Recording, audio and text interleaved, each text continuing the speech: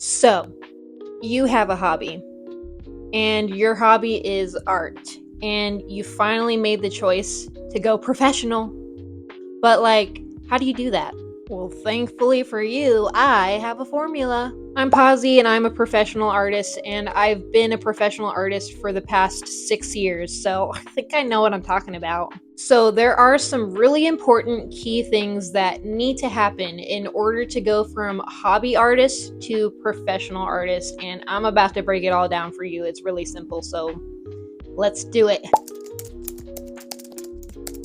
The first thing that needs to change is the amount of time you're dedicating to your art. If your art is more of a hobby, you're probably just putting time into it when you feel like it, or like on your off day, on the weekend, just like as a day to have fun is when you decide to work on your art. Whereas a professional artist will have a set schedule and will probably have to make some sacrifices in order to make more time for the art. And these sacrifices can look like you're gonna not go hang out with your friends, you're not gonna watch that movie, you're not gonna doom scroll on your phone for 4 hours. You're gonna put intentional time into your art, and it needs to be quite a bit of time. Nights, weekends, maybe waking up a little bit earlier, maybe staying up a little bit later. You need to prioritize the amount of time you're putting into your art in order to go pro.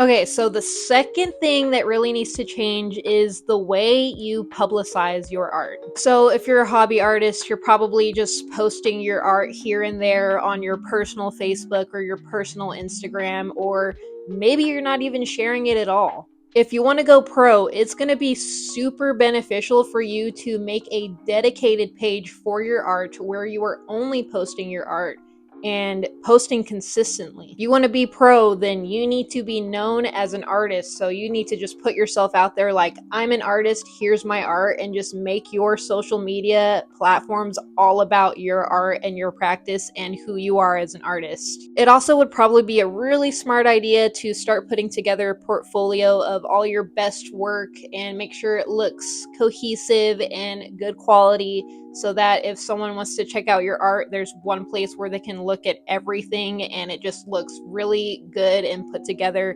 and professional. So, the third thing that needs to change if you want to go from hobbies to pro is you might want to start prioritizing the money you make off of your art. Now, I don't think that making money from your art should be the number one priority. I think your art should be the number one priority, but if you want to be pro, you might want to start making your art available to the public.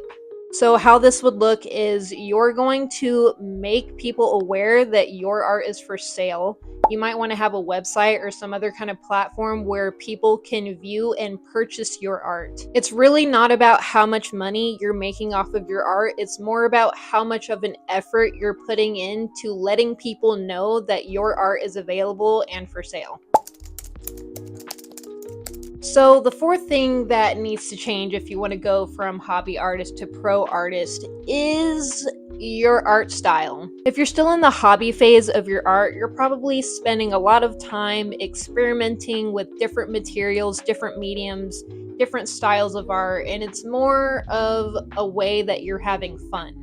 So, the thing that will help identify you as a professional artist is when your style starts to become more recognizable, you start to hone in on this one medium, this one way of making art, and it becomes more cohesive. And instead of making a bunch of random, fun, experimental pieces, which is fine, by the way, and professional artists do that too, but you will start to create a body of work based on one idea, one theme, and someone can tell that this painting is by this artist. Oh, and that's a different painting, but I can still tell it's by the same artist. That's how you know when you're starting to lean into that professional space as an artist. So, that's pretty much the gist of it, but I do want you to remember that going from hobbyist artist to a professional artist is a journey, and you should enjoy that journey.